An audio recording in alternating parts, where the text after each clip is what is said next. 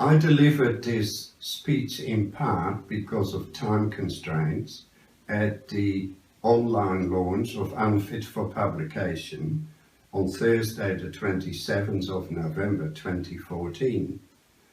And prior to me, Michael Kirby had done the official launch of the online version. So I'll now start with the actual speech.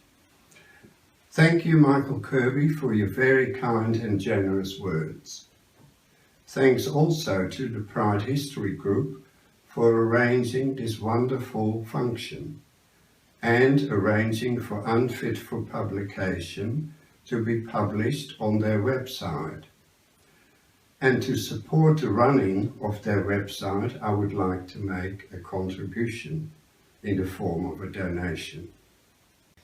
I too would like to welcome the 14th Homosexual Histories Conference participants and dear friends who are assembled here tonight. It was at the 5th Homosexual Histories Conference at Newcastle on Monday 28th of October 2002 that the inspiration for this project originated. And it's being launched tonight. Goodness, 12 years almost to the day. At that conference, Robert French presented a keynote address and he spoke again, amongst other things, male-to-male sex offences in Tasmania. My ears pricked up because I had just completed the history of the Gay and Lesbian Immigration Task Force, entitled Lesbians and Gays Changed Australian Immigration, History and Her Story. I found it very satisfying and important to compile that most successful history of the group. Thriving on the satisfaction of completing that task, I was very eager to commence another aspect of recording and documenting our community's past. Hence, Unfit for Publication was born, initially a one-man show. The enormity of the work ahead soon involved other contributors who had become excited about it and offered their skills. I'm going to take you on a journey. I'll be using the metaphor of the theatre, which will reveal the depth and breadth of this, our magnificent historic production. The writers of this play were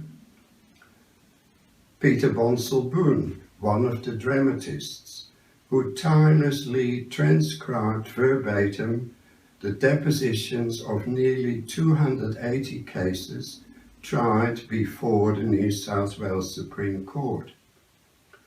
I recorded them on my dictation machine, mostly from handwritten documents at State Records New South Wales. They even gave me a room on my own, so the subject of my reading aloud didn't spook other researchers. In all, 7,300 pages, containing 4,100,000 words, are part of this our play. Originally, it contained 3 volumes. If printed now, it would easily fill 9 of these.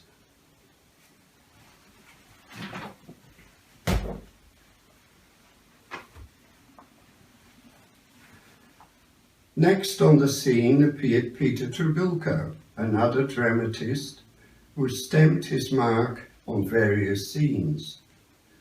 Peter undertook the reconnaissance of the weekly New South Wales Police Gazette from 1856 to 1930, checking meticulously through hundreds of issues, using the old-fashioned microfilm reader at State Records New South Wales to find relevant cases for inclusion.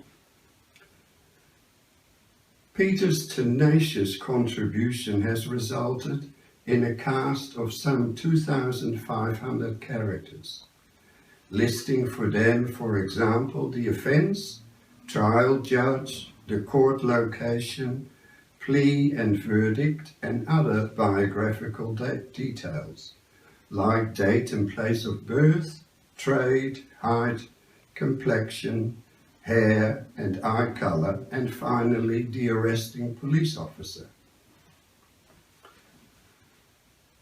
David Conolly, another member of the dramatist team, at an early stage of writing this play, wondered if and how he could make a contribution. At that stage, I discovered the existence of handwritten judges' notebooks, probably written by the judge while the trial took place. So David toiled with magnifying glass in hand to decipher the most appalling handwriting. All the handwriting was abominable, and one judge had even invented his own brand of shorthand, quite unrelated to Pitman, the code of which David broke. The transcription of these 220 notebooks added an extra dimension to this vast production. Finding authentic theatre props can be difficult. This one was made by well-known executioners Nicky Lindemann and Craig Gilmore.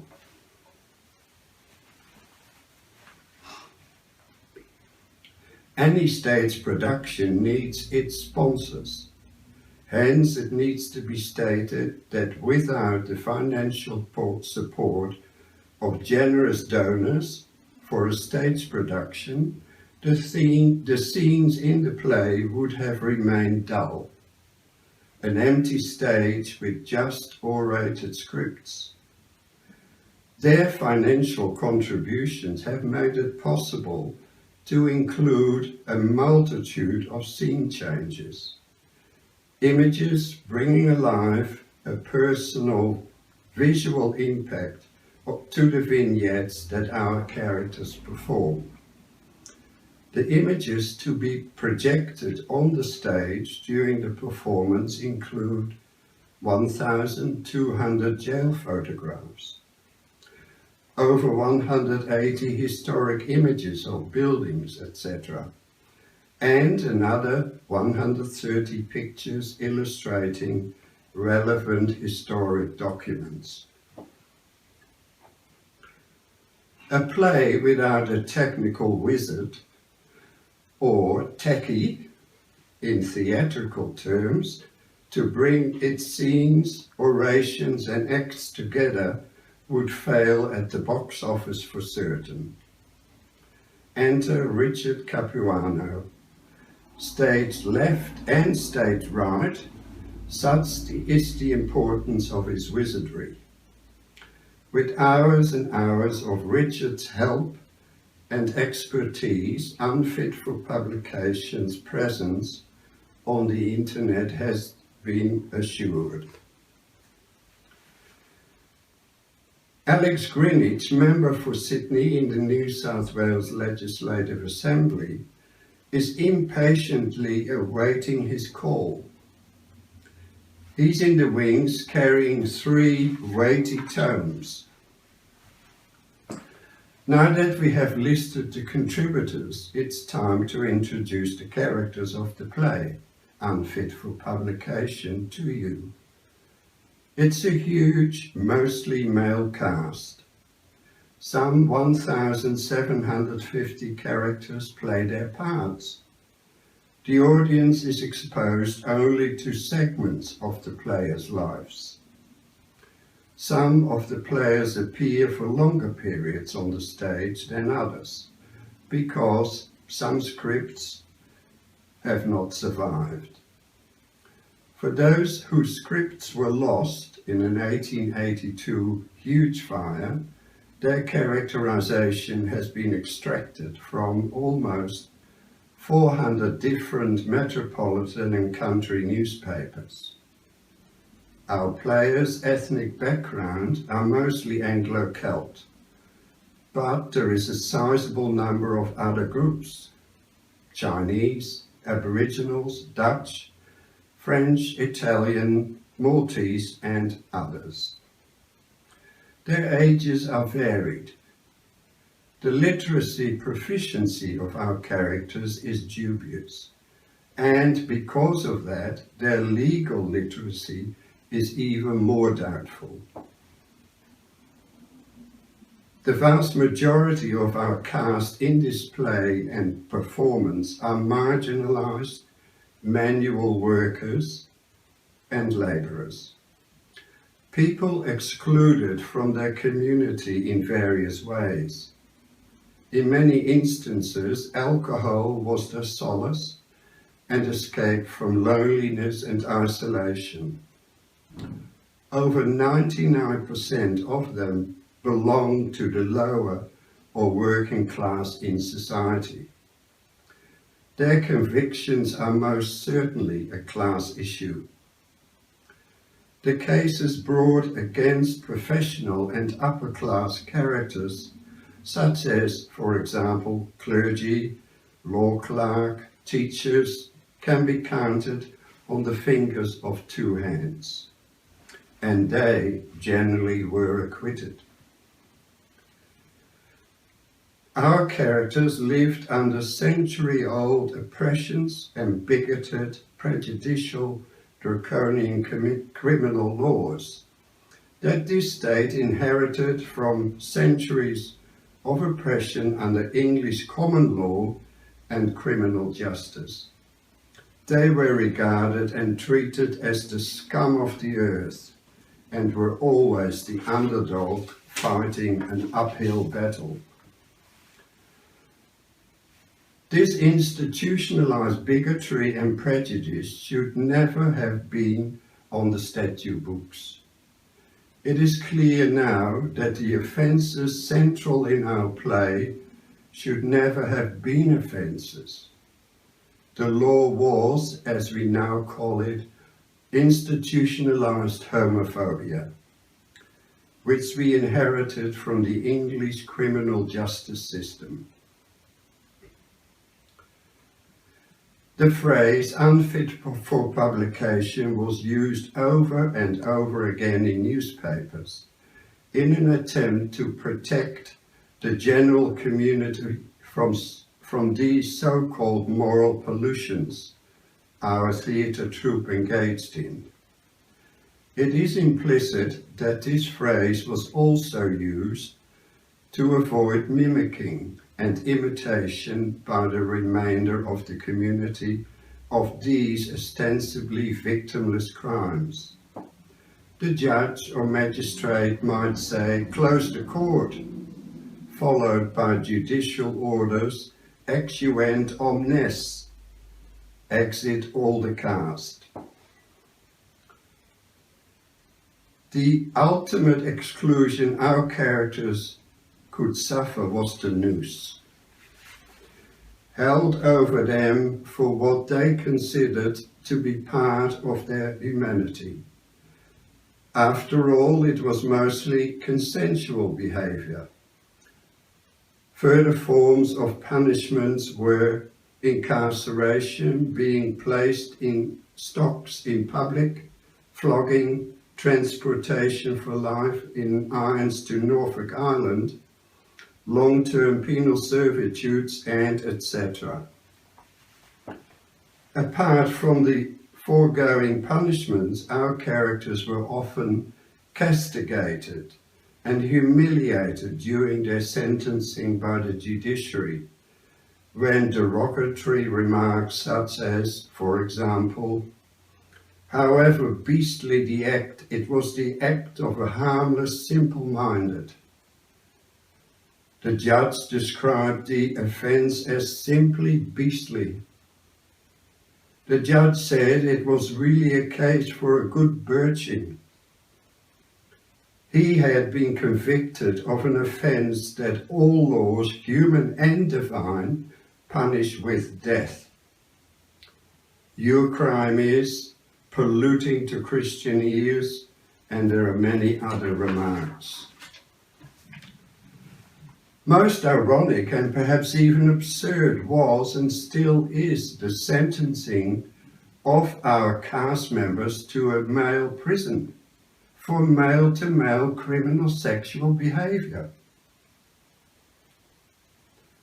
Our characters don't often speak, they're mainly spoken about. There is very limited dialogue between them and their nemesis, the police, the judiciary and prison officials. On occasions, our characters do speak. They would state in varying voices, ranging from loud, strong, soft, defiantly confident, "I am not guilty, Your Honour."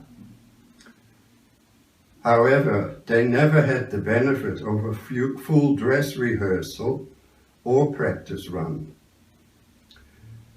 They appeared unprepared, unrehearsed, unsupported, and frequently legally unrepresented, with ad-libbing a constant necessity. This was before highly articulate judicial institutions with centuries of practice and legitimacy, backed by laws promulgated by a parliament of privileged males. Our caste had no hope, even in hell.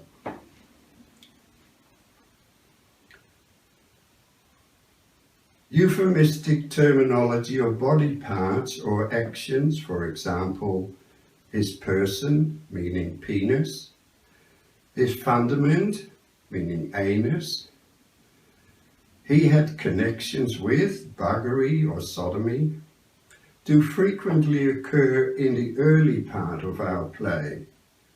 No doubt some members of our prospective audience will want to impose censorship restrictions for so-called good moral reasons and decency, of course.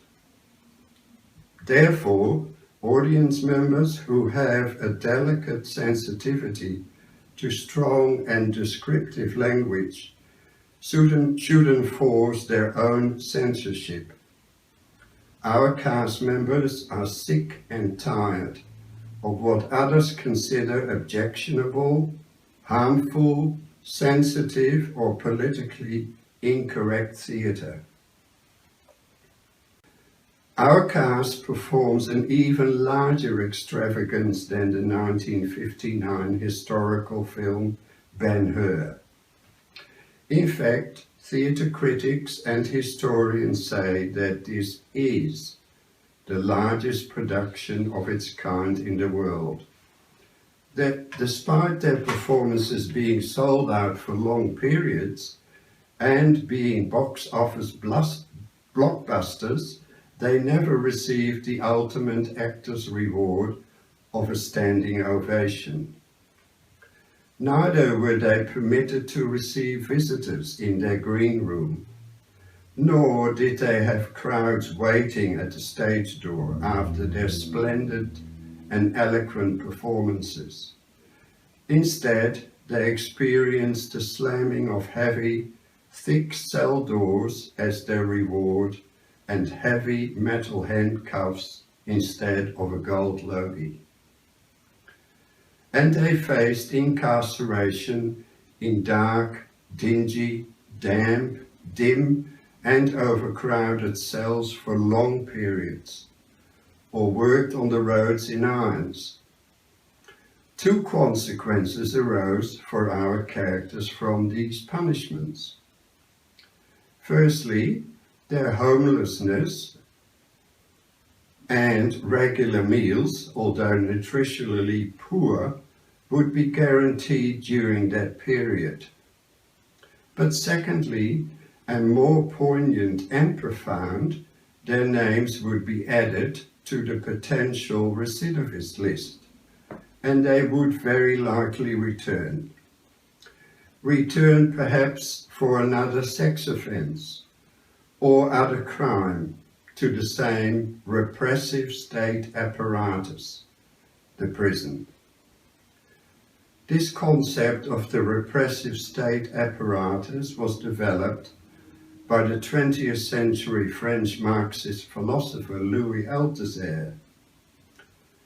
Repressive state apparatus, according to him, consists of the army, the police, the judiciary, and the prison system. Our class members were exposed to various forms of the apparatus, but more particularly the prison, have acutely experienced their repressive nature.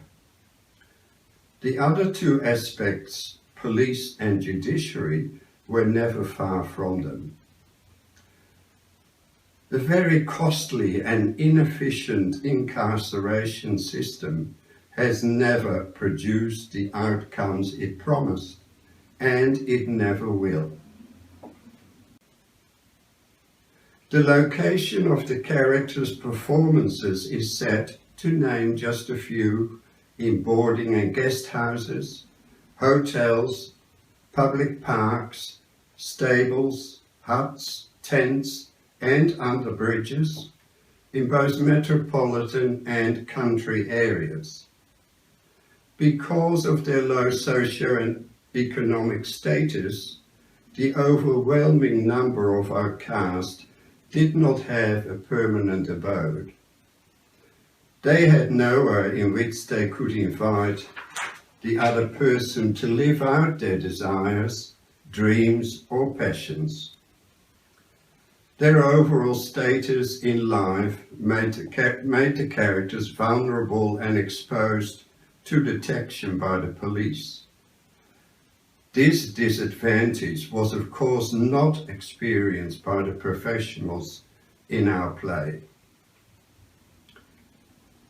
Characters in this unfit for publication production express love, meanness, humour, lust, sadness, violence, physical and sexual sharing and pleasure, extortion, longing and tenderness, and the list goes on. Our cast fully comprehends Noel Pearson's profound insight when he recently stated at Gough Whitlam's State Memorial Service in 2014 that, quote, "Only those who have known discrimination truly know the evil. Only those who have never experienced prejudice can discount the importance of laws that provide equality, justice, and inclusiveness for all." End of quote. Imagine the New South Wales Legislative Assembly chamber. Enter centre stage Alec Greenwich, dressed in his gentlemanly suit with his sign of the times rainbow-coloured socks.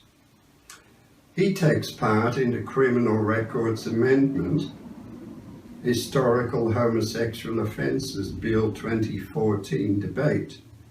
He states, "Criminalisation of homosexual sex was an appalling approach to law that passed judgment on the private non-violent relations between consenting adults.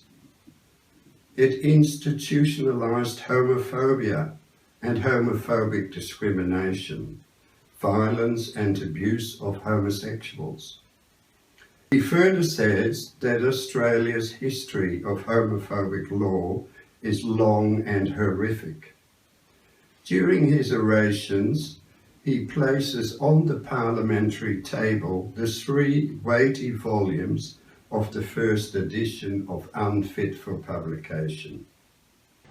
And I would like to acknowledge here in the gallery and thank Peter Trebilco for documenting much of this history in his publication, Unfit for Publication, which details all the buggery and sodomy trials of 1727 to 1930. I am honoured to place these documents on the table for members' consideration, and that the New South Wales Parliamentary Library has agreed to my request to accept all 3 volumes for the benefit of current and future members. Unfit for Publication reports the first documented sodomy conviction in Australia of 2 young adult sailors. Adrian Spoor and Peter Engels on the Dutch vessel Zeewick, which became stranded on the West Australian coast in 1727. As a punishment, they were horrifically put on 2 separate canoes without food or water to be marooned on separate atolls where they were to die. As historian Gary Wotherspoon remarks in the foreword to Peter Trebilco's book, perhaps these young men were the first martyrs of our tribe in this land. A number of dramatists present in the chamber are overcome with a flood of various emotions: pride, joy, inclusiveness, but most of all empowerment. Our cast had their offences posthumously and symbolically extinguished. Their names are now part of an institution which in the past promulgated laws that made their behaviours criminal and punishable. To intensify the drama of that moment, the tabling of Unfit for Publication, some might like to invoke the mythology or a Christian esoteric tradition by comparing the tabling to the Last Judgment Day. That's when the souls of earthly goodies and baddies are judged to ascertain who should inherit heaven or hell. Surely our characters, the so-called baddies, should go to heaven. They lived hell on earth. The former Australian theatrical empire, J.C. Williamson, would have eagerly taken on our play. Williamson's vision of staging it would have been grand. Through the internet, he brings it to the world, into each and every room in the house, into every library, for the use of researchers, family historians, playwrights, academics, legal historians, authors, linguists, and the long list goes on. Our characters do not hold any copyrights to the scripts they utter. However, they strongly request that their play, Unfit for Publication, will be appropriately acknowledged and referenced. A bit over a year ago, during the annual reception hosted by Sydney Lord Mayor Clover Moore for our diverse tribe, the then president of the Pride History Group, the recently deceased Lex Watson, was in attendance at Clover's do. Lex was approached about auspicing Unfit for Publication.